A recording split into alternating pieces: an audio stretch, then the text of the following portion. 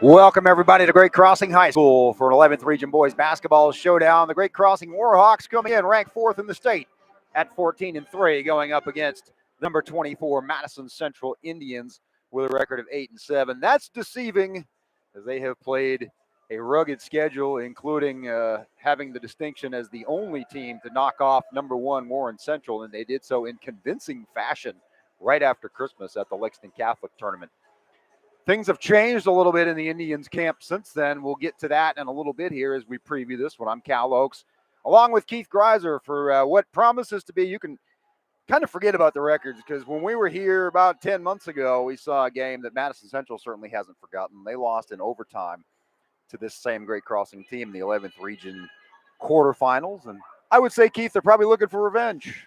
Yeah, and just the general mantra of Madison Central is a chip on their shoulder at all time. Alan Feldhouse kind of teaches that way. He's an intense guy, really a great fundamental teacher of the game, but a level of intensity that's often unmatched, and you don't see it as often anymore. And his kids are going to get after you every night out, and I'm sure that's how they beat Warren Central.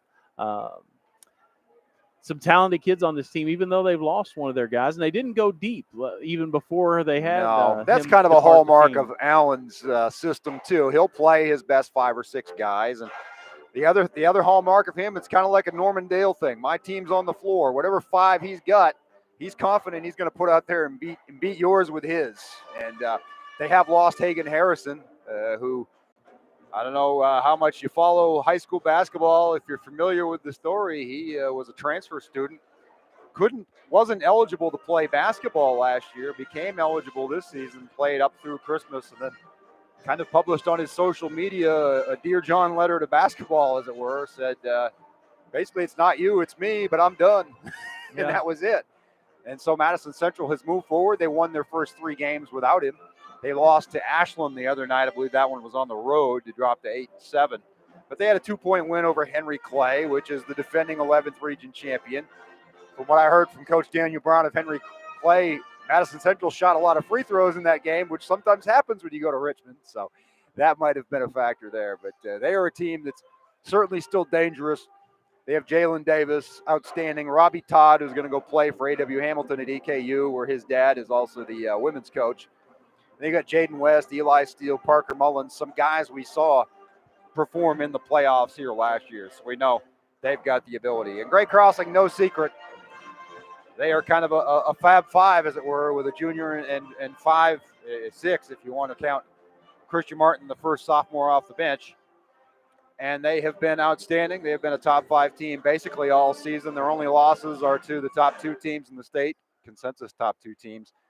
Warren Central and Covington Catholic. They'll be playing the other team in that mix, Lexington Catholic, in a couple of weeks at the Gary Moore event over at Franklin County. So this is a team that has not shied away from playing the best, and here is another example tonight. Yeah, you got to credit Steve Page for that, creating that schedule where they're having he wants his sophomores to be challenged in and out every night so that they have to raise their level and keep the level high. And the kids have really responded to that. They've continued to improve from last year to this year, incredible improvement from a lot of guys. And recently, Jeremiah Godfrey just keeps getting better and better. And the more that he can add to this team, where they can't focus so much on Moreno and Dawson, the better for this team. And I think that the next piece of the puzzle that really I think has more to give is Gage Richardson. He's known as a three-point shooter, but he can do more than that. He can really play this game of basketball. And when it clicks with him and he's also able to contribute at the level I think he can, that's going to be tough for anybody to beat Great Crossing this year. They call Jeremiah Godfrey My, and part of that is a variation on his first name, but the other part of it is he does things that make you go, my, oh my. And he has had that kind of season. He had a double-double at GRC about a week ago in a 1-point loss, That was kind of a payback for their 2-point win over the Cardinals over Christmas. So, again, that's another team that Great Crossing has played now twice. You mentioned Gage Richardson. We'll be tracking the 2 stars of the team that kind of have set themselves apart in that regard the past few years. Both sophomores. Vince Dawson, the 30, is 12 points away from 1,000 for his career. He's already the leading career scorer here at Great Crossing, which, of course, the program's only been around 4 years. And the top rebounder in the history of the program, Malachi Marino, needs 9 of those tonight to hit 700. And they're going to put those records out of sight by the time they graduate. It's going to be tough for anybody else to get them, even though they're being set in the first 4 years of the school being in existence. Rather insane numbers. And we haven't even mentioned Janias Burrell yet, or Christian Martin, who will be that first player off the bench. And he just brings a spark plug, no matter. Sometimes he's even a spot starter, and he'll do whatever it takes to make this team better. About a minute away from the anthem and introductions here. We've introduced you to all the players, and we think you're going to be settled in for a good one here tonight. We're tracking some out-of-town games. Scott County is at Frederick Douglass this evening in a 42nd district matchup. They got on the board with a win over Henry Clay the other night, did the Cardinals. So they've got a chance to really do some damage there and put themselves in a good spot if they can pull off the mild upset on the road tonight. The girls are hosting Douglass, and they were in a bad way at the half, down 49-17. And the Great Crossing girls are at Grant County tonight. They're tied late in the second quarter at 22 apiece. So that catches you up to where we're at this busy Friday evening. We're glad you chose to join us here at newsgraphic.com or at NFHS Network. Steve Page giving the final instructions to his starting 5 of Godfrey, Dawson, Marino, Richardson, and Burrell as we await the band playing your Star Spangled Banner. And we'll be back with you on the other side of that for a big one in the 11th region. Stay with us, everybody.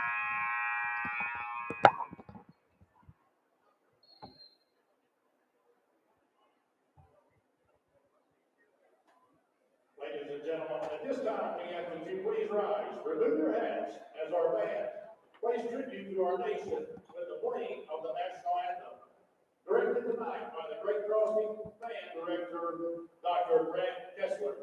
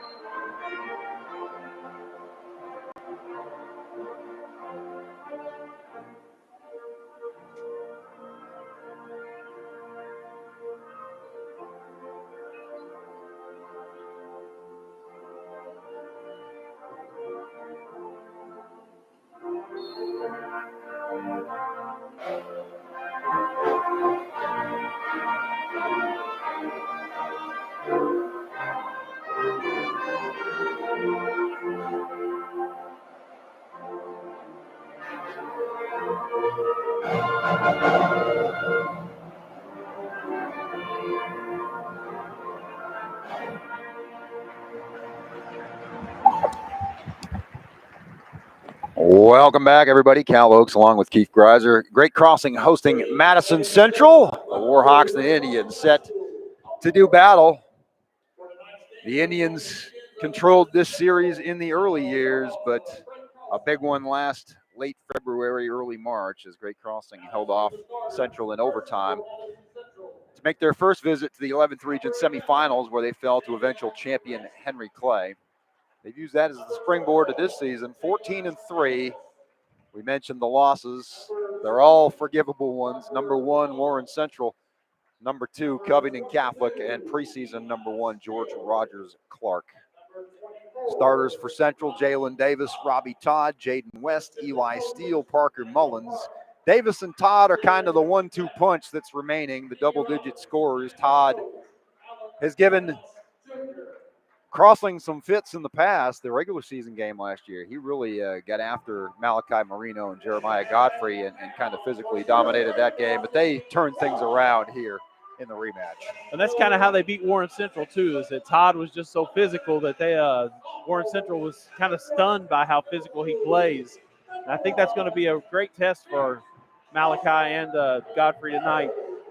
can they step up their game to some physicality that they probably don't see many other nights? Todd is number 24. You look at him and you say, okay, you're not overly in awe. He's definitely ripped, but he's not hugely tall or anything, but he will just get after you. He is a grown man out there, and it will be a challenge for the 6'11 Marino and the 6'7 Godfrey. This team is big across the board. 6'4 sophomore Gage Richardson on the wing, as we mentioned in the pregame. He's kind of we're still waiting for him to really go off. He's had, most nights he'll hit 1, 2, 3 threes, but he's the kid that's capable of going 5, 6, or 7 and really opening things up.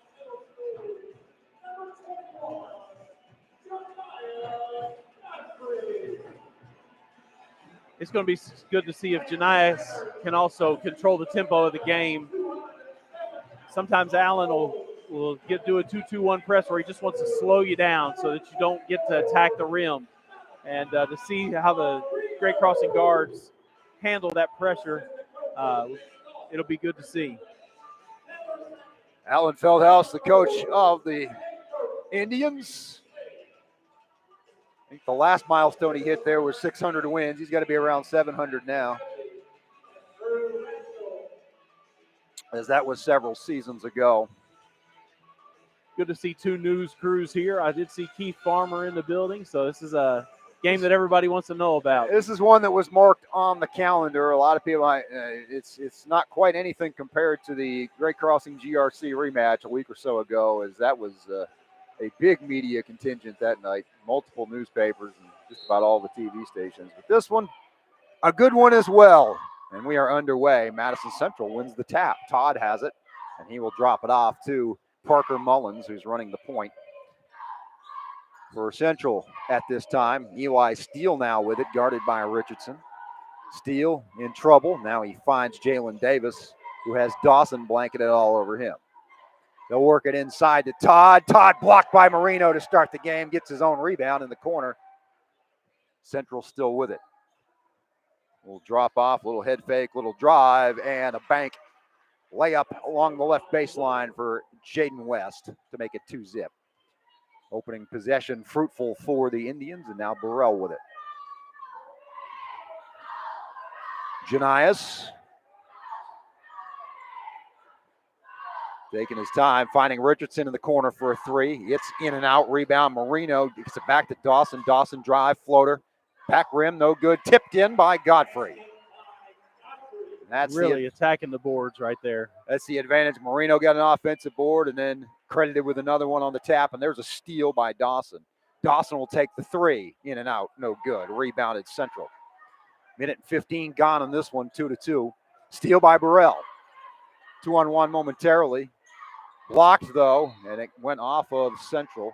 Coming in to get a hand on it was Parker Mullins to get back after the turnover. But back-to-back takeaways for the Warhawks. I talked about Madison Central pressing, but Great Crossing is the one who came out as the aggressor right there with the full court press and then a steal in the half court. Davis blocks the inbounds pass by Dawson. Don't see that very often for these Warhawks as they make a lot of hay with that OB underplay. Now Dawson will find Marino off to Burrell. Richardson in the corner again. Drives, fade away. Front rim no good. Rebounded Todd. Indians tied with the ball early in this one. Jaden West finds Eli Steele. Now to Todd. Todd with the ball fake. The drive at Marino. Richardson comes in to help. Todd will have to get rid of it. Bounce pass into Todd again. Kicks it out for a 3. That is short, but it rolled around and in for Eli Steele. 5-2. I guess they're going to call it a 2. He must have been on the line. Soft touch right there. So it's 4-2 Indians. Got it to roll in off that front rim. Now Burrell with it.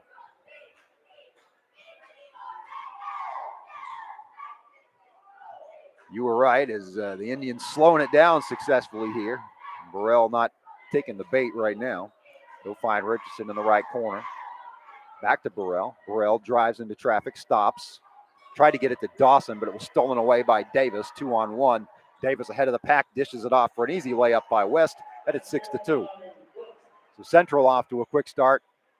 not what the Warhawks wanted. They had back-to-back takeaways, couldn't really take advantage of them earlier. Tell you, Cal, Jalen Davis may have the longest arm span of any high school kid I've seen in a long time. Those are extendo arms right there. His late father, of course, a great football player at EKU. There's Burrell with the air ball, but the rebound for Godfrey. That shot was blocked and taken away and into the hands of West. There's a kick out for another three-point attempt. It's short, though, and Richardson has it. Long outlet to Burrell. He should have an open layup. 6-4 as Burrell gets on the board. 4:40 to play, first quarter. Nice job by Gage looking ahead, making a nice pass to lead him right to the layup. Jalen Davis with it. Guarded up top by Marino. You see that a lot with these Warhawks. He will block as many shots out on the perimeter as he will inside. Davis, drive, got past Marino, now kicks it to the right corner for a three. Indians not shy about taking aim and firing, and that's Robbie Todd. And that's an aspect of his game you forget about, but it'll lull you to sleep. And then he will fire away, 9-4 midway through this first quarter. He's shooting 40% from the three this year, so he can knock it down. You don't want to forget about him. Burrell was off with that three, and the Indians get the rebound. It's all Madison Central right now.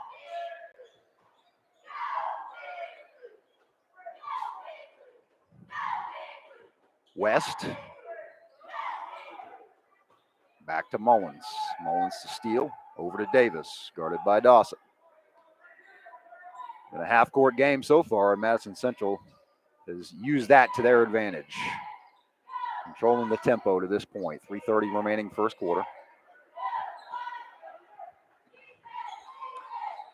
Inside to Todd. Marino's long arm tried to take it away. Now it's on the floor as Dawson reached in. Todd saved it. And they'll get a bump from Godfrey along the baseline. Madison Central really being very deliberate on their offense, making Great Crossing sustain their defense, and they did for a long time, but then put that arm bar on, got a foul called. Short jumper from the foul line is good for Davis, and it's 11-4, and Steve Page wants a timeout. Well, the OB under, you were talking earlier about Great Crossing have struggled to get the ball where they wanted on their OB under, but Madison Central right there with a simple screen down and got a wide open jumper from the corner of the free throw line for Jalen Davis. And when you're averaging 21 points a game, to get an open 12-footer on an out-of-bounds underplay, that's trouble. So we've got Steve Page is going to wake our guys up, I believe, right here. It's been 6 days since Great Crossing has played. They had the Scott County win 63-34 here Saturday night. Had a long week to prepare for this one, but sometimes you get in that rhythm of playing almost every day like they did for a while. It's tough. Mm-hmm. To have to wait that long for a game of this magnitude.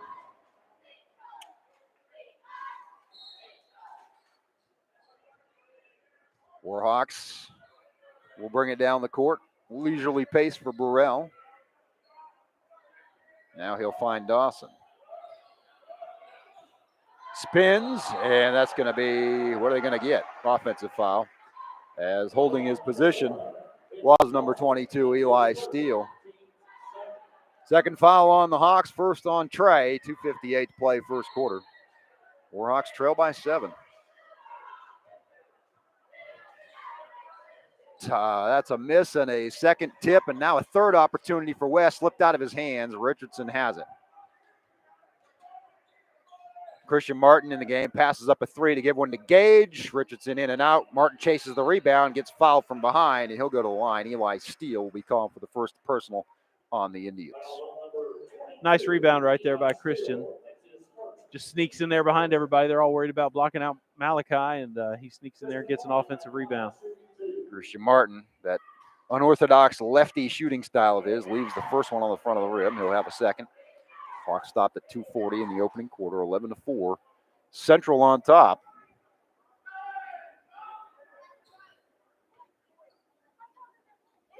Martin makes the second, 11-5.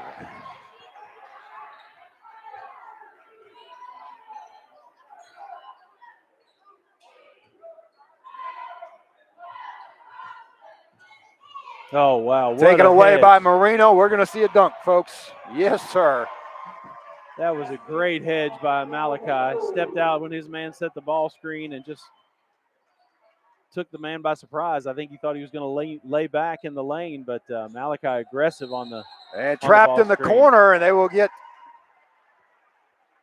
the turnover there as Marino and Dawson converged, and steps called. 2:11. Now the Warhawks can get within a point or two here as the Marino dunk closed it to 11-7. Martin will sit down. Godfrey back in. A little bit of momentum here if the Warhawks can capitalize. Godfrey to Richardson. Yeah, bounce pass into Marino. He's doubled there, has to get his own rebound, gets hacked again, and he'll go to the line and crashes hard to the floor along with Parker Mullins. They'll get the foul on Jaden West. And Marino will take two at the 1:55 mark.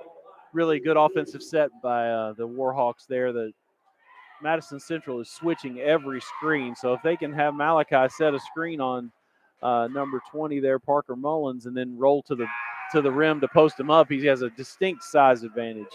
Marino sinks the first. He'll have another. Warhawks have closed it up to 3 after they trailed by 7 out of the gate.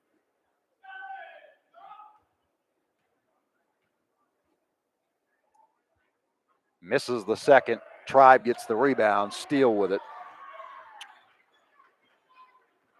11-8 your score. Madison Central on top. Robbie Todd was looking for Davis, but Dawson was blanketed all over him. Davis gets it back. Trying to lose Dawson. Spins at the foul line. Kicks it out. Ball fake. Spin. Todd. Blocked by Marino. Rebounded by Burrell. Janias on the run. At the foul line. Stops. Pops. Rolls it in. 11-10. That was really an under control break by Janias right there. Waited, was very patient, see if anybody was going to pop open, and then just they left him. He got the nice free throw line jumper. 6-0 run for GC. They're down 1. Marino knocks the ball out of bounds. Pass intended for Todd. Another OB underplay for the Indians. Malachi very active on the defensive end tonight. Couple of blocks already, a couple of deflections. Inbound pass to West. West at the foul line over Godfrey, and he makes that one.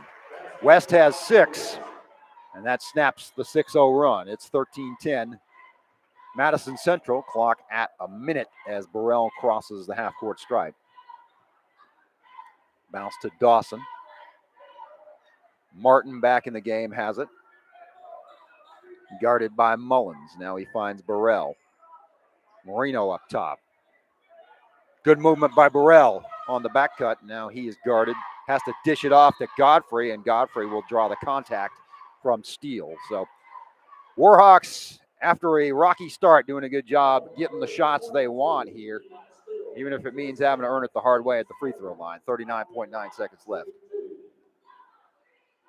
I think lead official Kenny Gant has been refereeing games for at least a quarter century. Godfrey short arms the first. Free throws have been crucial, and they have been a hit or miss proposition with this program since its inception. Where some nights they will come out and shoot 80, 90%, and others where they're hovering around that 50, and Godfrey misses both here. Yeah, 63 on the year to this point for the team. That's the kind of thing that'll bite you in March, more so than December and January. 25 seconds left in this opening quarter. Central nursing 13-10 lead. Ball is kicked or kneed out of bounds by Martin. Will stay with Central, 19.7 ticks. Great crossing. Girls lead at Grant County 29-27 early third quarter. We'll keep an eye on that one. The drive up and under, no good. Todd with the follow, and I think they're going to get great crossing there with the foul. They'll call it on Martin. Malachi came over to try to block that shot, and Todd had a clear path, a full head of steam to go get that offensive rebound. Robbie Todd, pretty solid free throw shooter, makes the first to make it a 4-point lead.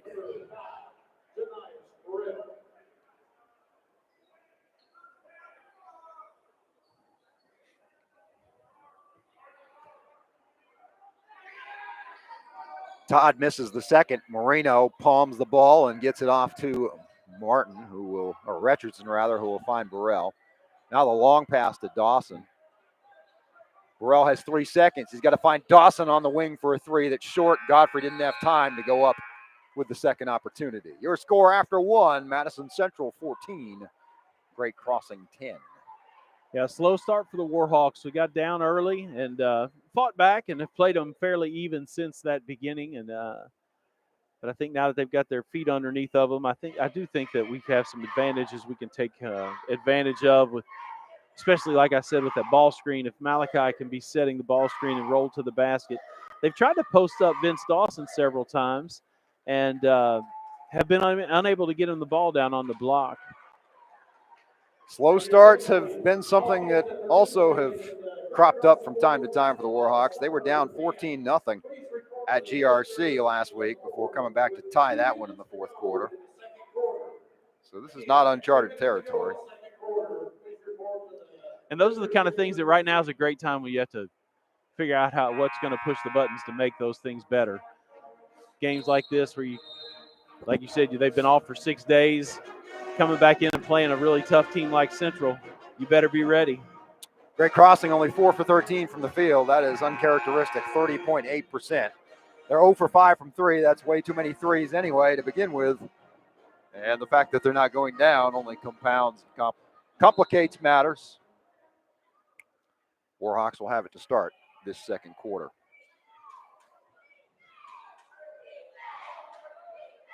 Burrell to Richardson, inside to Marino.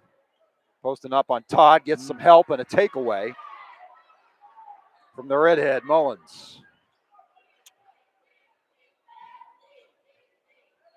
Todd once again looking for Davis. Instead, he'll get West for the jam. There's a beautiful back cut, and nobody picked up on it for the Hawks. They were all keyed on Davis, and here comes West from right to left to flush it. Burrell now with it, the foul line. Step back, now he finds Dawson. Dawson to Godfrey. Every time Godfrey or Marino gets the ball, 2 red shirts converge on either one of them. They're going to dare people like Burrell to shoot threes like that one. Janias has 7. It's a 3-point game.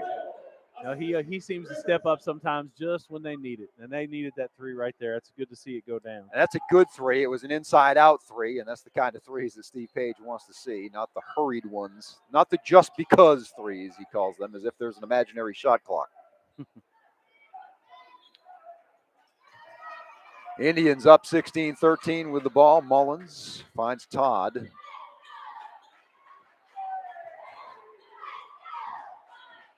West over Richardson. Air ball to Burrell. Burrell on the run.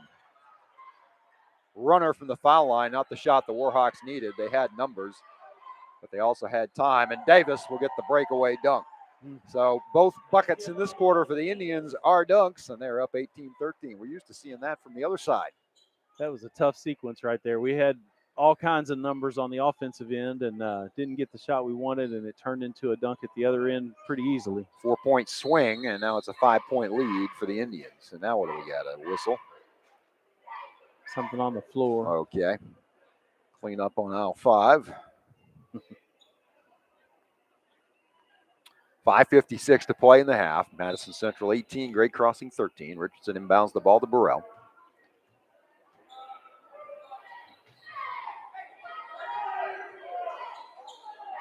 Godfrey waving his arms as he cut to the basket. Instead, Dawson will take a foul line jumper that goes off the back rim. No good.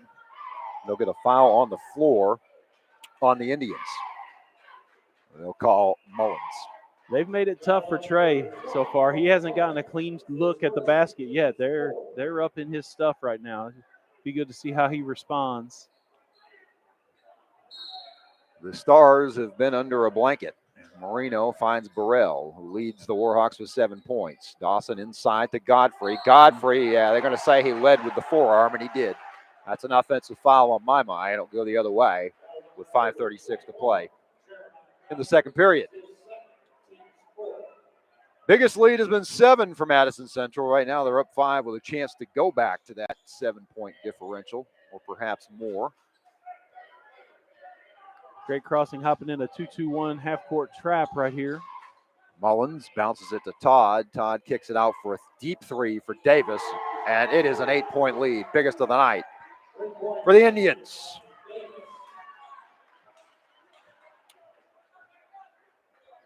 Richardson now with it. Back to Burrell. The pace completely favoring Madison Central right now, as the half-court offense has just been shaky at best for GC. Richardson bounces it to Marino, kicks it over to Burrell for a 3 from the left wing. Too long, too strong. Rebound contested. Marino gets it. Alan Feldhaus not happy with no call. Dawson with the turnaround from the right baseline for his first 2 points of the night. Nice footwork there by Trey. And stolen away by Gage Richardson. 3-on-2 for the Hawks. He will dish it to Burrell for the easy lay-in. Burrell with 9, 4-point game again, and quickly lead's been cut in half. 4.5 minutes to play first half. Got to get back on defense, though. West has it. Now to Davis. Now to Steele and Mullins. All 5 Indians have touched it. Todd has it in the corner, guarded by Marino. He will spin. He will run out of room. He will kick it. West has it again. Davis, guarded by Dawson. West, ball fake. Now he gets it to Mullins. Indians patient. They're up 4.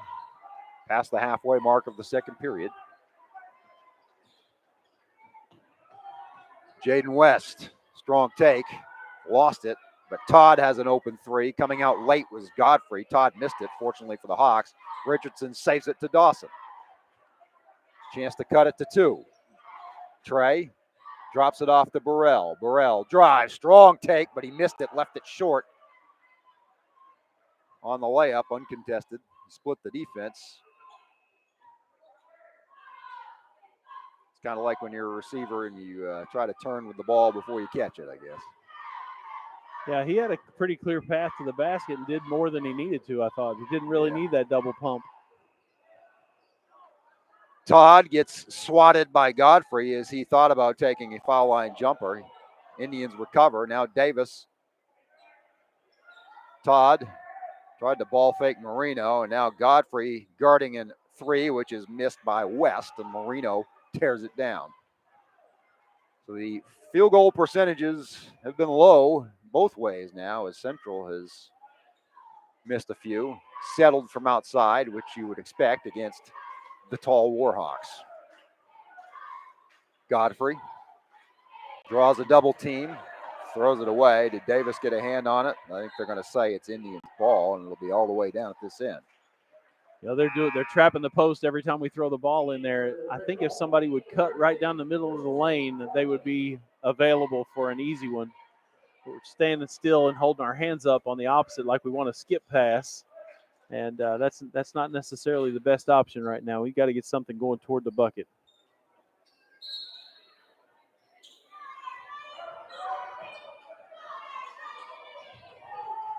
That was an oop attempt that Davis couldn't save. He threw it to Richardson. Now Dawson, strong drive. Wow, what a finish. Robbie Todd got to the other end to guard him, but Dawson found a way to get it to go down. 21-19, your score.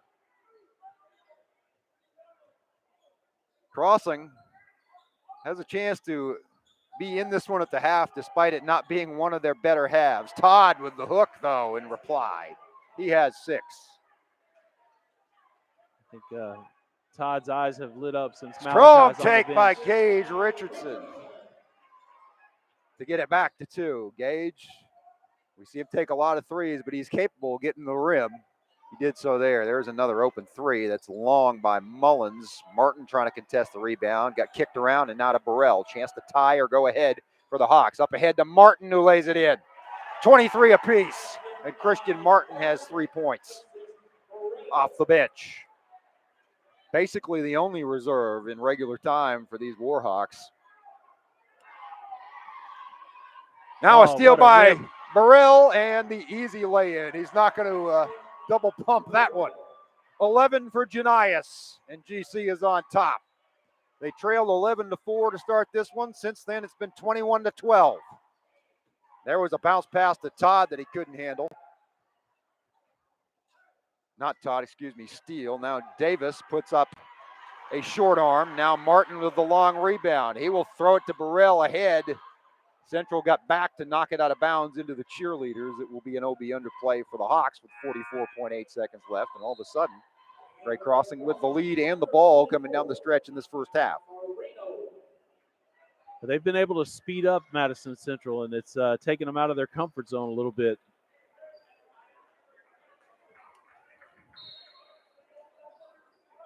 Long rebounds have allowed that running game to get going. It hasn't been so much turnovers.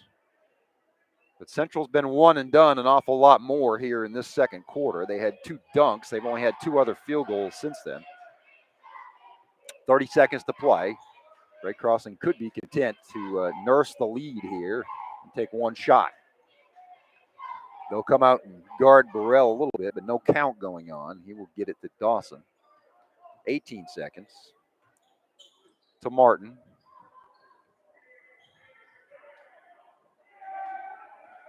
Under 10, Burrell, drive, stop, duck, shot, good. Janias Burrell with a giant first half. He's had a 13. great second quarter. And that three-pointer from West is off the mark from half court. Great run at the end for Great Crossing to take a 27-23 lead. Yeah, a big-time run at the end of that second quarter. Malachi went out. I saw him pull on his jersey like he was a little bit tired. And the next thing you know, with the smaller lineup in, they were able to make the run. And I think that doing some double teaming and causing Madison Central to not be able to just sit in their offense and be comfortable passing it around for 35 or 40 seconds each time, forcing them to take some quicker shots, got them out of their rhythm. And great job rebounding by Gage Richardson and by Christian Martin to pull out some of the 50-50 balls that happened after those quick shots were taken. Hawks close with a 10-2 run, and they lead by 4 at the break. We'll have some stats for you. A little bit of talk about the out-of-town games that we can track right now. Callan wanted to send a shout-out to Brady Orem. Oh, yeah. 7th grade just student. A sad thing there. Scott Middle, and they were warming up last night, getting ready to play Royal Spring in the Crosstown shootout, and hurt his knee, had to be carried to the car and taken to the hospital, and had surgery this morning. I have not heard an update on the surgery. Yeah, his dad said the surgery went well. They're still Good. at UK. They hope to be home soon, I think he said. So I don't know if that'll be tomorrow or tonight. I know he plays 7th grade and 8th grade, and then he plays freshman here. He's been their leading Warhawks, scorer on the freshman team for a lot of the season. He's a super talented kid. And 6'5" at a very young age. Our prayers are with him and his family as he gets ready to recover. I believe it was a tibial fracture. It was the culprit there that will end his season, but we hope for him to come back stronger than ever. Absolutely.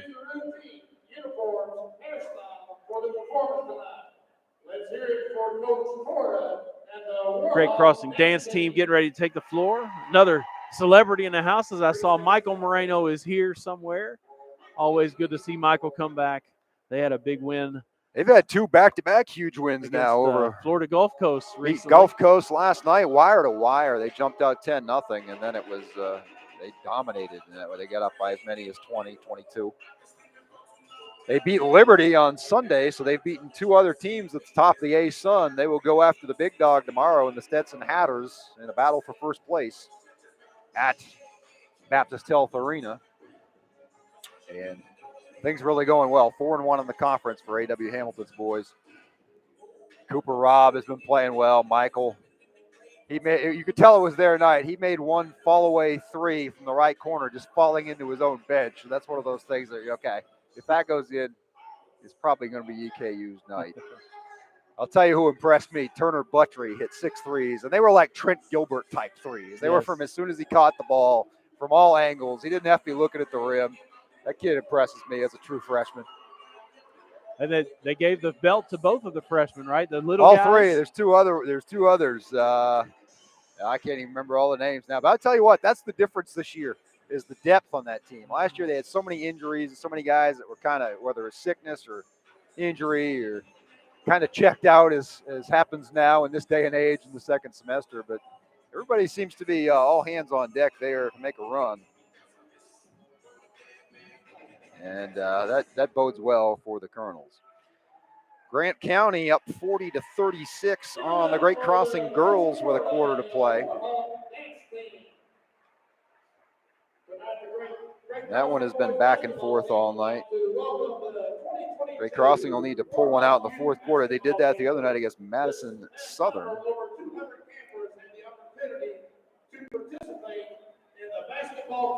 First half stats, Janias Burrell, 13 points, 3 rebounds, 2 steals.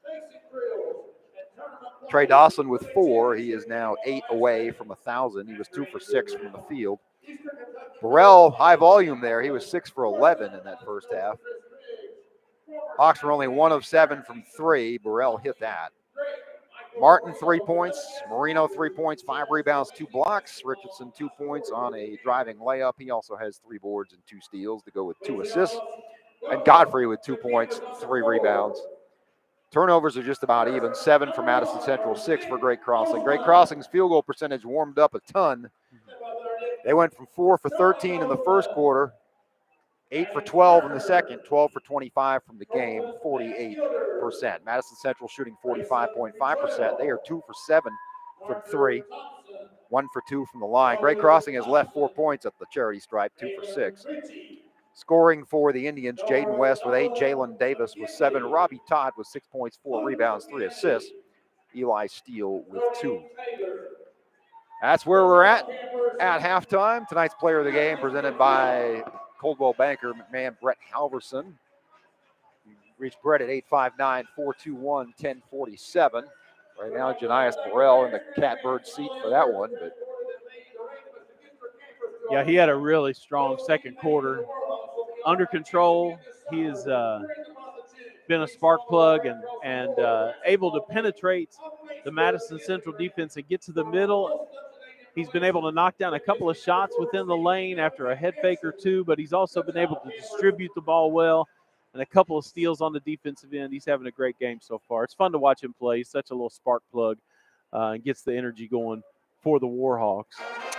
Warhawks will be back in 41st District action on Tuesday night. They'll be going to Western Hills. The boys will play first in that one, so a 6 o'clock tap. And expect things to be a little closer this time, as I believe they have both of the Campbell brothers, as Walter is recovered from his off-season knee injury and should be available for that one. So it's unlikely to be the one-sided battle we saw before Christmas. Western Hills beat Franklin County last week to kind of get on the board in the district. And of course, they were the opponent for the Warhawks in the district final a year ago. So a team that will have to be reckoned with down the stretch.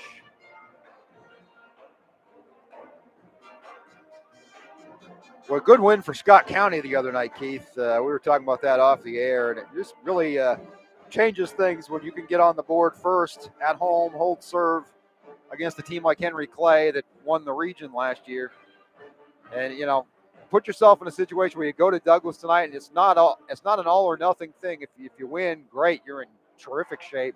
If you lose, you still got a home game with Sayre coming on Tuesday, and you're in a district that really looks like it's up for grabs. Yeah, and I was talking to Chris Wilhite last night about the game at Henry Clay, and he was saying that, you know, it's nice to have so many of he said they're not back 100%, but it's so nice to have the full team, the full, compadres back to play where they've been so undermanned all year with the injuries and those kind of things. So I do think that, we've said this before at games, I think that they have a chance. There's no real team in that district that is head and shoulders above the rest. And Scott County, if they can peak at the right time, and sometimes that happens when you have a few injuries earlier in the year, it takes a little bit longer for you to peak, and you peak in February and March, and next thing you know, you're sitting in the regional tournament, and you just depend on the draw to see who you're going to play, and you see what happens. So really happy for the Scott County Cardinals that they've got everybody back and contributing again. Yeah, Scott County already played Frederick Douglass in a game that does not count in the district standings at the Billy Hicks Classic in the semifinals.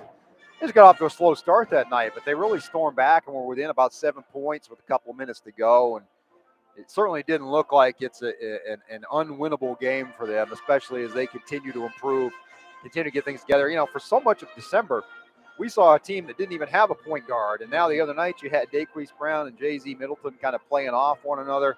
They could spell one another. They could be on the floor together at the same time. And it gives them an aura of flexibility they've not had at all this season. Cardinals now 7-10. They played as tough a schedule as ever.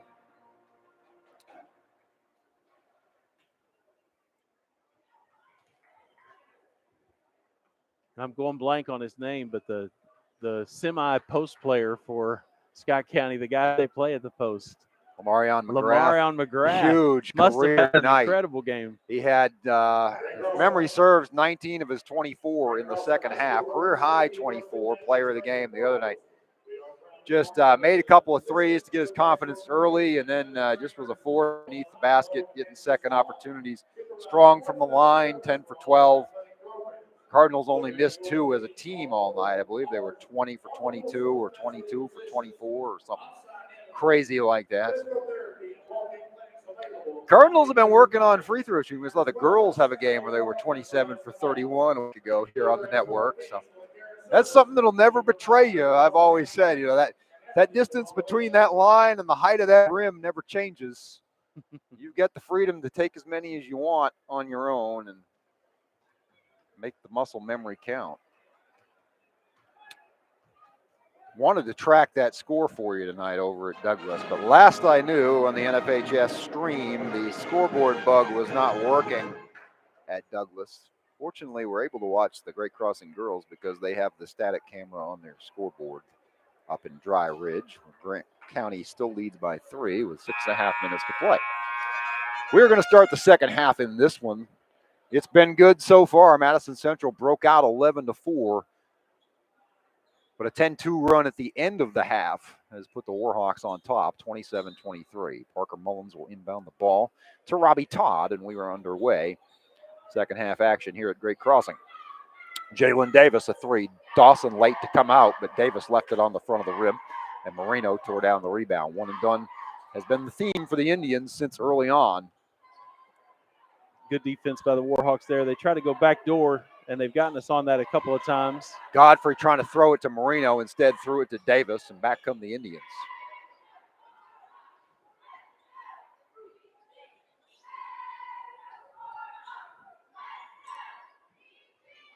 Jaden West almost lost it, now backs it out.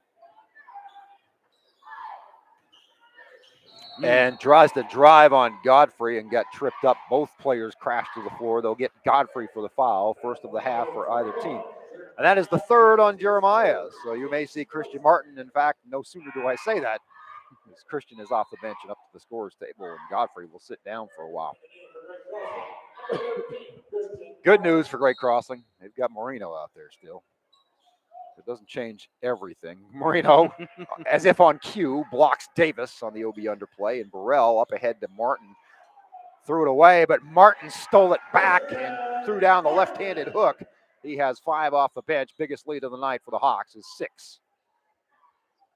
Malachi blocked that one on a cuff like Jordan used to dunk with that running motion when he was back in the younger days. And then Jaden West in and out, tipped, rebound Moreno quickly to Dawson. Warhawks have it running right now. Dawson, the spin, the layup, 31-23. Strong take right there by Trey. He was not going to be denied that time.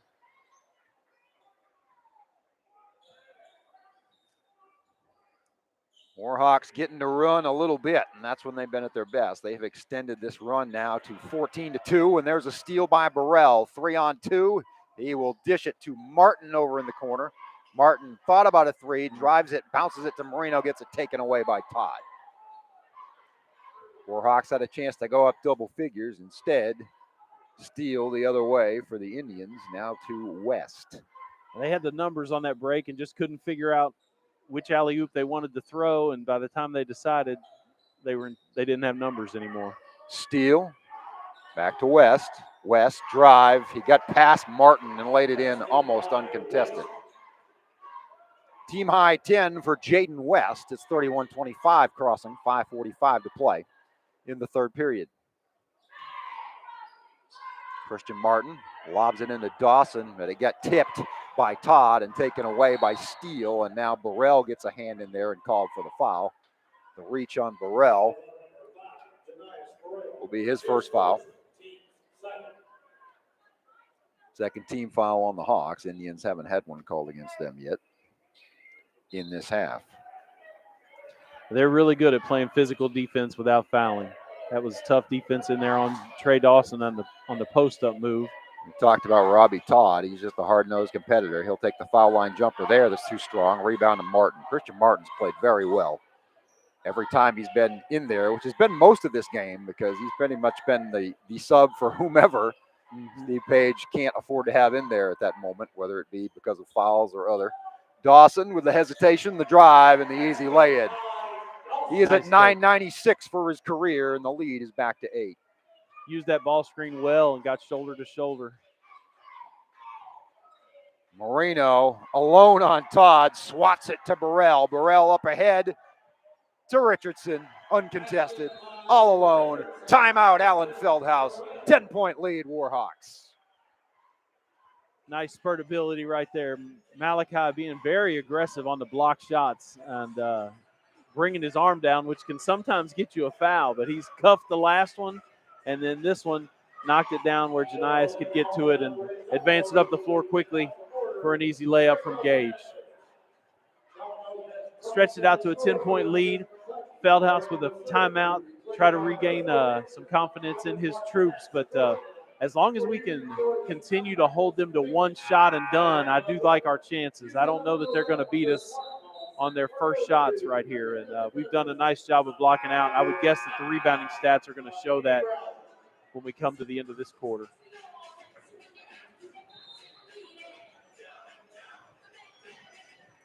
Dominion over the defensive glass for Marino right now.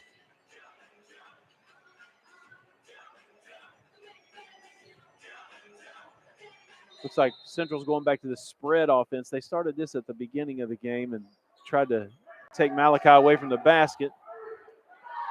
Eli Steele gets it back to Todd. West for a three. That's short. They have just gone cold from outside. Ball's on the floor, taken by Richardson. 4-on-1 right now. Gage to the hoop. Blocked by West. Rebounded by Steele. West just dared him to take that layup and said, no, thank you. He's an athletic kid. Tribe were at a distinct numbers disadvantage on that possession, but found a way to stave it off. Davis in the crowd and Dawson with the reach. Clock stops at 4:14 to play in this third quarter. We've done a nice job of double teaming when they do a spin dribble, and that's what happened that time. I kind of thought that was a pretty good steal. Davis double clutch up and under. Can't get it to fall in amongst the trees, namely Marino, and it will go out of bounds for the Warhawks. He didn't block that one, but he sure affected altered the heck out of it.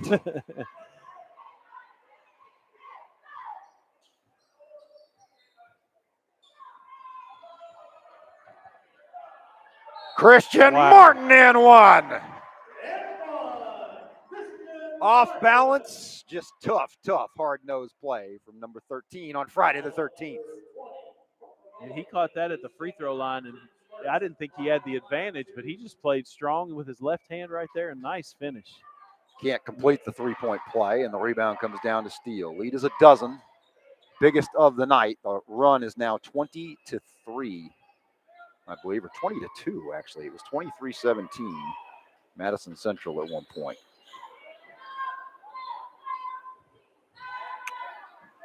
Bounce pass to Davis, spin, just nothing. No room at the end under the hoop. He'll kick it out for a three that's no good for Todd. Somehow fighting for the rebound is Steele. Couldn't get anything with the second try. Now Todd saves it. Crazy possession here. Somehow Madison Central has managed to keep possession. But I don't think they've touched the rim.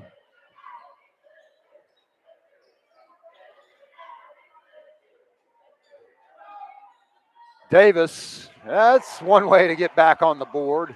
Just a catch, plant your feet, and shoot a three from about 21 feet.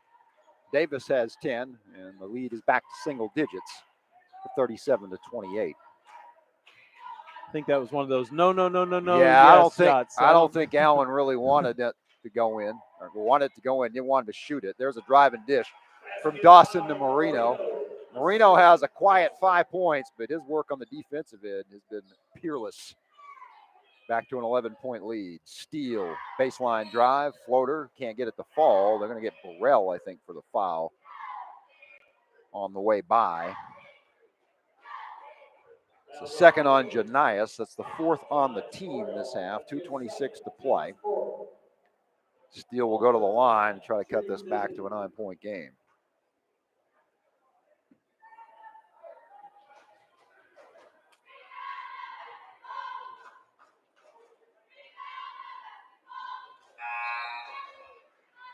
Good to see Superintendent Billy Parker here tonight with his family, cheering on the Warhawks. Always see the dignitaries coming out, especially on these weekend games. Bring the whole family, fun for the whole family. We encourage you all to get here if you're within the sound of our voice and can ever have an opportunity, although we love you tuning in. Parker Mullins makes both, 39-30. Burrell, quick jumper, in and out. Godfrey, strong rebound, puts it back and in.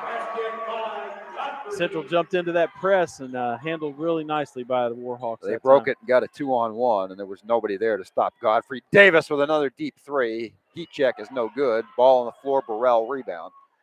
You may want to stop and pull up as Central got back pretty quickly. Dawson will reset the offense, 1:55 to play. Warhawks up 11.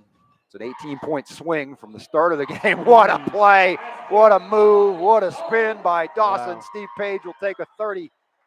Dawson has 10. His next basket will put him at 1,000. Dawson had Todd on him that time, and he waved Burrell away and said, I'm gonna take it myself right here. And brought Malachi up for a pseudo ball screen, but then just drove on Todd, and what a finish to change to his left hand, running across the lane. Just a great athletic move. That man can score, and he's still one of the smoothest guys around when he's driving to the basket. He does whatever it takes for this team to win on any given night. Some nights you'll see him go for 25, 30. Other nights his scoring won't be that elevated, but he will get rebounds, assists, play defense. The floor general out there. You see him taking control of that possession.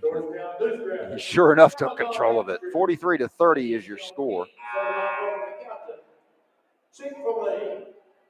Jalen Davis is averaging 21 a game, and Trey has been on him most of the night. Held him to 10. He scored some points, but every time Trey's been on him, he has not been successful.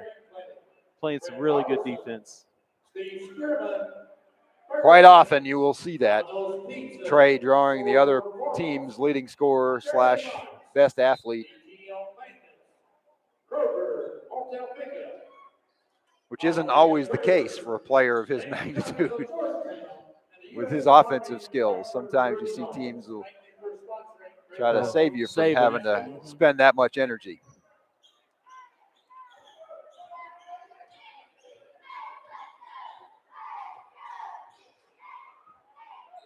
Mullins to Todd. Todd drops it off to Davis. West will take a three with Godfrey sticking an arm out, and he drained it. 10-point game. Had quite a night. West is up to 13 points as well. Central picking up their pressure. Richardson dribbles through it, finds Burrell. Burrell smartly didn't take the three. Got it into Dawson for his 1,000th career point on an and one. Central struggled to come out of the press to get in their half-court defense, left Dawson alone at the free throw line, and as soon as he caught it, he saw there was a lane and took off like a bullet and got the and one. Strong take.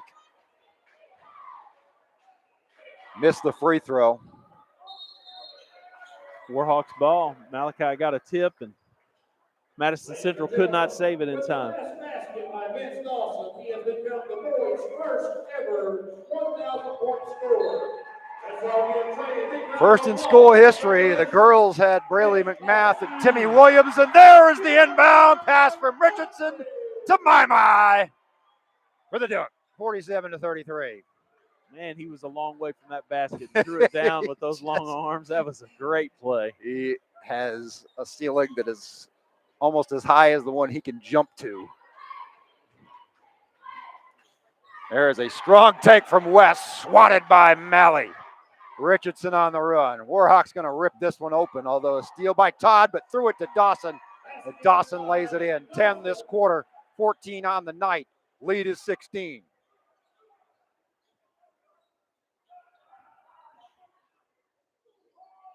Mullins stopped under the basket, got it to Steele. Steele tried to go up and under. Marino with the block. They're going to get a foul there. I don't know. Called it on Gage I think underneath. on Richardson. I didn't think it could be on Malley because he was a foot above where the body that he was guarding was located.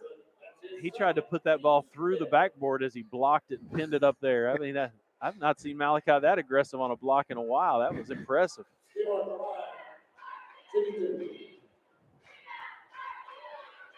Malachi with 8 Division I offers now as a sophomore. In and out free throw attempt, no good for Steele. He'll have another. Final 25 seconds of this third quarter.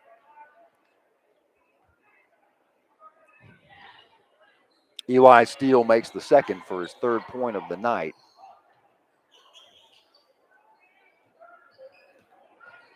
Burrell, spin, jumper, off the back rim, bounces a couple of times, no good. Central rebound. They've got 12 seconds to do something here.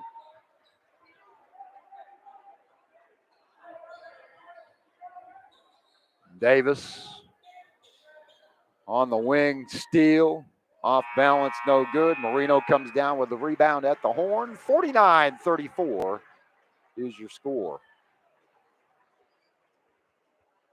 Yeah, Malachi, you said with 8 offers, and I was talking to Sarah, his mom, at the concession stand before I came upstairs, and she said that he's visiting Tennessee this weekend while Kentucky's down there for Chris Lofton Day. They're going to raise Chris Lofton's the native Kentuckian, and Mason County. Great kid. Raise his. They're going to hang his jersey in the rafters and retire his jersey there at Tennessee this weekend, and Malachi will be there to see that. Should be a fun visit for him. Well, the Warhawks have imposed their will, starting at about 5 minutes left in the second quarter and all the way through that third quarter. Quite a run for them. Yeah, from 23-17 late in the second, it has been 32-11 since then. And you can be sure that an Allen Feldhouse coach team is not going to let up. They will continue to battle all the way. But a nice spurt right here at the beginning of the fourth quarter could put this one out of reach.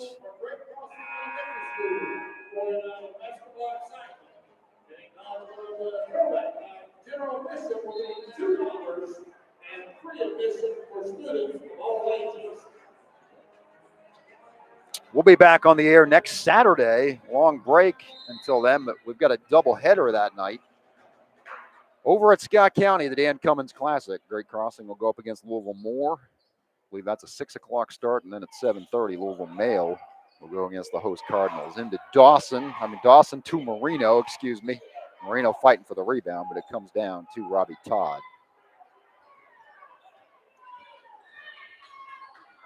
The drive, Mullins left it short. Marino tears down another rebound. Burrell, left elbow. Drops it off to Richardson for a deep three. No good, but Godfrey there reaching over the top was West. Into Davis for the layup. Davis has 12. I believe Madison Central has gone with the same 5 for the entire game. Yes, they have. They are down 13. The only sub for Great Crossing, Christian Martin. He's had a big night, 7 points off the bench. Marino, backside, Godfrey, one-hander. I made a comment earlier in the game that the cut was there because they're double teaming the post, and I'm glad to see Jeremiah Godfrey saw that too. Cut right down the middle, great pass by Malachi. that's how you have to make that double team pay, is by cutting right down the middle of the lane. Deep three, Davis off. Rebound Marino. Burrell on the run. He's got Richardson if he sees him. Instead, he'll take the floater short, gets his own rebound. Thought about it again. Now he'll reset. 6.5 minutes to play. Hawks up 15. Trying to hold on and go 15-3 on the season. It means 12 games to play. It's flying by on us here on January the 13th. It really Burrell is. inside, and we'll get a foul on the floor. Godfrey was going up for it and saving his team from the indignity of perhaps another dunk. Is Eli Steele.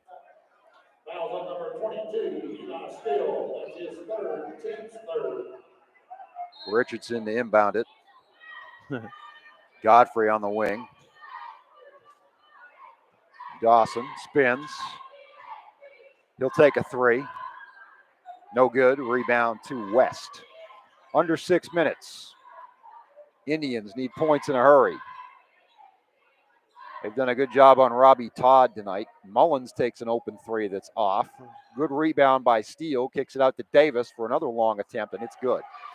Jalen Davis quietly having a good night, trying to bring his team back. He's got 14. The lead is 12. The 5:35 mark. Burrell cooled the Jets a little bit.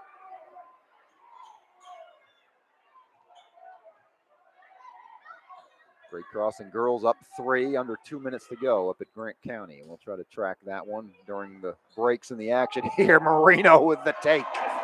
Strong. He's got 7, along with his many defensive contributions. At least 5 blocks and double-digit rebounds.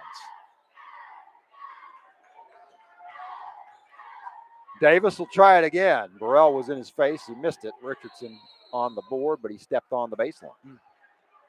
That'll give it back to the Tribe. They're trailing by 14 with 4:55 to go. Well, the Warhawks must work on that, catch it at the free throw line and face up and then drive to the left, because Christian Martin did it earlier. Malachi did it right there. That's something that you have to work on in practice to be able to execute that well in the game. Little pushing and shoving down there on this out-of-bounds underplay. The ref is going to clean it up. It has been physical there in the, I'd say, painted area, but it's not really painted here. Todd, ball fake. Now he'll dish it to Davis, guarded by Godfrey out there in the left corner. He'll dribble in. He will kick it wisely. They all dribble in there, and then they see big 24, and they kick it back out. Mullins kicks it to Todd for a 3. And all of a sudden, Central heating up. They're within 11. Todd's had a quiet 9. That's his first points of the second half. Richardson, deep 3, didn't need it, but it went. His first 3-pointer of the night. Brings it back to a 14-point lead, 4:10 to play. 3 from Todd. No good. Rebound, Burrell. Numbers. Dawson had Marino. He'll stop and pop from short range. Trey, the 6-footer, for 16 points. That's the margin that they now have with 3:52 to go, 58-42.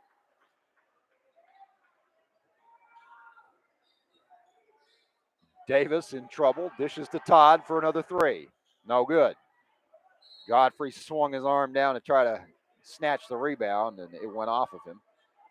Steele came in to contest. Now Mullins will inbound.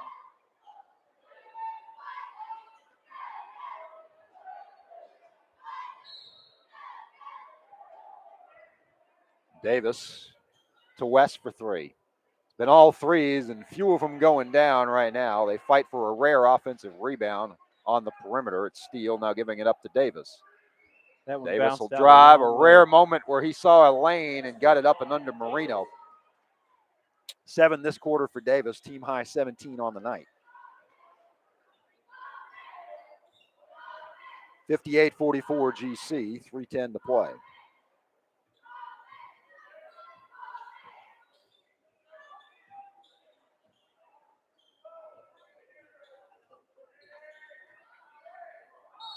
And a foul on the floor as Burrell tried to get it into Godfrey, and they'll get Central.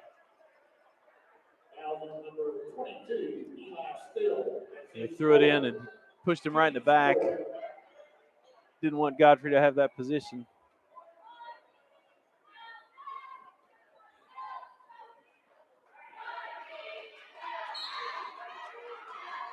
Richardson finds Godfrey, who finds Richardson in the corner. And he threw it away. Tried to Dawson regained it from the baseline. The smooth, silky 12-footer. Trey will not be denied right now. He's got 18 and timeout. Madison Central 60-44 with 2:45 to go. I mean, that was something right there. Trey Dawson had no business catching that pass, and he turned into it. Even though he was on offense, he got in deny position with that hand and ended up with the ball and a beautiful 15-foot jump shot. Strong play to just come out of there with the ball. Wanted it more than the other team did. It's good to see.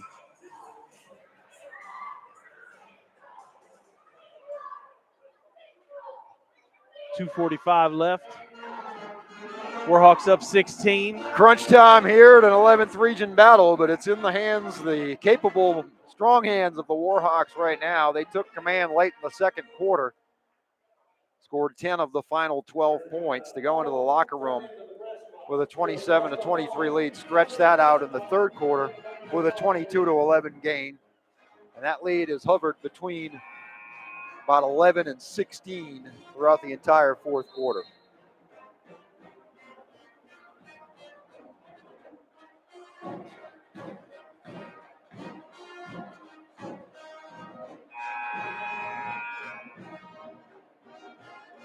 Looks like we got some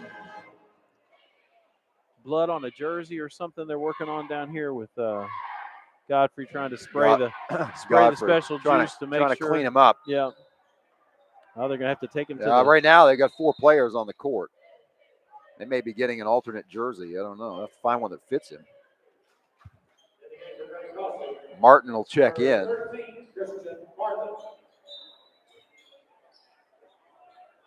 They had a blood cleanup in the girls' game, too. They've had a delay of a couple of minutes.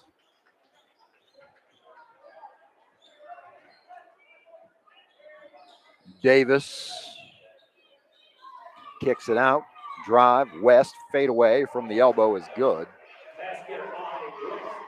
Davis and West have played well, but Madison Central only has so many options, and that's the difference in this game.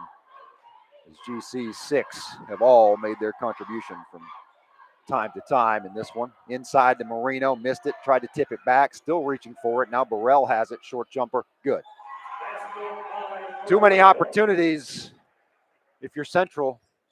His great crossing cashes in. West with the smooth jumper again.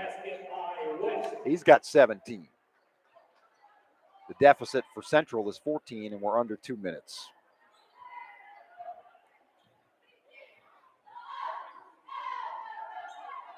First half felt kind of like an 11th region tournament game, but the second half has felt more like a lot of other regular season matchups. We got some pushing and shoving there as the ball went out of bounds, and Richardson and Steele got hung up.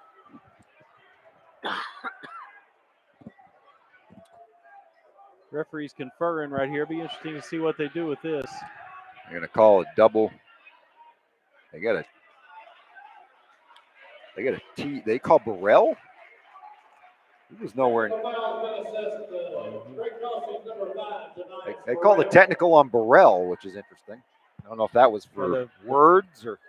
The pushing was with Richardson. Yeah, it was another. Richardson and Steele got kind of. But Burrell sprinted over. He sprinted over from midcourt. That's kind of a tough thing right now as one free throw goes down for Davis. If he makes the second, they're within 12, which they do. Now they've got the ball. Central can conceivably get this back to single digits at about the 1.5-minute mark. So don't go anywhere.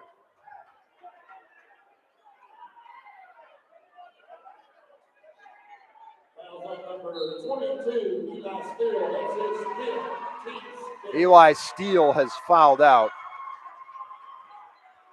He was on a common foul prior to the text. That's what it was. So they did have a foul over there. Yeah. Which they just announced. All right, I think we got this sorted out. I thought maybe they would call a double foul over there, and then they went off with the technical. Timeout with 1:38 to play, 62-50, Great Crossing leads. Great Crossing girls have put it away with free throws.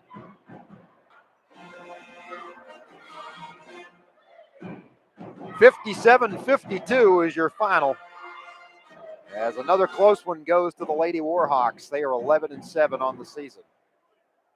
It's a good road win over a good team. The runner-up in the Billy Hicks Classic was Grant County. They're a tough half-court team.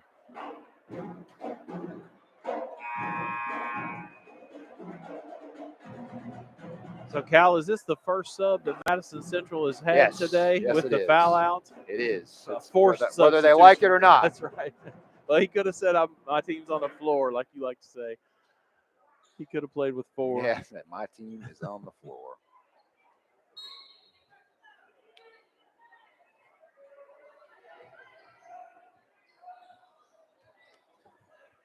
Clock running.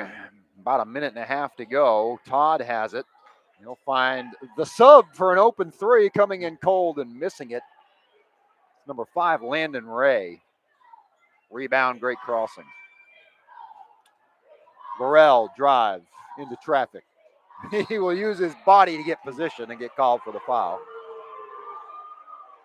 After the technical, he hadn't bought himself much goodwill, so you got to kind of be careful. They get him for the offensive foul. I believe that's his 4th if you count the tech. It's the 7th on the team. There'll be no shots as it was on the player control situation. Minute 13 and ticking. Madison Central again can get within 9 with a 3. Davis has Dawson all over him right now. Gets to the foul line, gives it up to Todd. Todd ball fake. Gets it back. Davis 3. No good. Richardson reaching for the rebound. So is Godfrey. Central comes down with it. A second chance for West is good. Jaden West with 20 points. 9-point game. 45 seconds left. Long pass to Godfrey. He'll go up the and 1. That should do it. They broke the press. Got it to Jeremiah. He's in double figures, and he'll shoot for the third. 11-point lead with 42.3 seconds to play. Really good look ahead pass by Burrell right there. You got to be careful at the end of the game that thinking somebody's open when they're not, but he had his sights set on Jeremiah right there. Good delivery of the ball. Long pass. Missed the free throw, but it's all academic at this point. 4-possession game. Only 36 seconds. Davis, the leaner, no good. Richardson, the rebound. 30 seconds.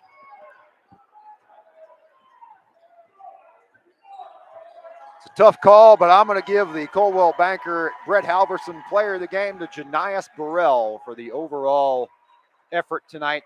Big points early when they weren't coming easily for the Warhawks, and then really distributing things here in the second half, getting after it defensively as he dribbles out the final 5 seconds of this one.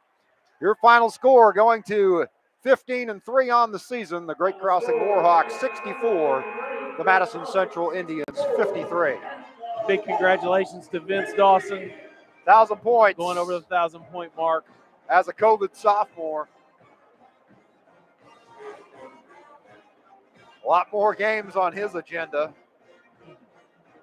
These are two teams that'll probably see each other again. Yeah, it was a good game tonight.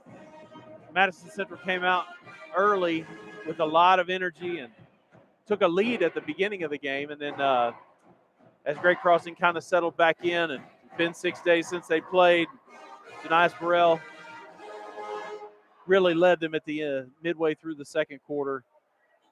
Humongous run right there to go into halftime with the lead, and they didn't ever look back. Warhawks will travel to Western Hills for a 6 o'clock tip on Tuesday to get back to 41st District action. And then they will have, don't forget, Throwback Night. Wanted to mention that. Next Friday night, they'll host East Jessamine. Doesn't figure to be their most challenging game of the season, but $2 admission. It's going to be a recognition of the original Great Crossing High School back in the day. Some special things planned for that night, so you want to be here for that one. That's Friday night, and then they'll play Louisville Moore over in the Dan Cummins Classic on Saturday at Scott County. Jaden West 20, Jalen Davis 19 for the Indians. That was 39 of their 53 points. Robbie Todd had 9. 3 for Eli Steele, 2 for Parker Mullins for the total of 53. 3 in double digits for the Hawks. Vince Dawson III, 18, including the 1,000th of his career. Janias Burrell, 15 points, 9 rebounds, 2 steals, 2 assists. Gage Richardson, 7 points, 6 boards. Malachi Marino, 7 points, 13 boards, and 5 blocks. 7 points, 3 rebounds from Christian Martin for the total of 64. 57.7% from the field after a very cold start for Great Crossing. Points off of turnovers. They didn't get all that many according to this, but it felt like they did. They got the transition game going in that second quarter and into the third. Made it their night. Another good one, Keith, and we'll be seeing a lot more of this team down the stretch as they continue to improve and look to strengthen their position, which already looks pretty good in the 11th region. Yeah, this is kind of effort you want to see out of your team here as we come to the middle of January. Really taking off and see a lot of things coming together, both offensively and defensively. And it's great to see the Warhawks get so many of those 50-50 balls tonight. They were the quickest ones to the ones that were on the ground that could have gone either way, and that led to a lot of easy buckets. For Keith Greiser, for our production team and photography on site tonight, James Scoggin and Peter Wilson. For Mike Scoggin, for DT Wells, I'm merely Cal Oaks saying good night, God bless, have a great weekend, everybody. Your final score, one final time, Great Crossing 64, Madison Central 53. See you next time. Thanks, Cal. Thank you, Keith. Always a pleasure. Absolutely. Thank you, gentlemen.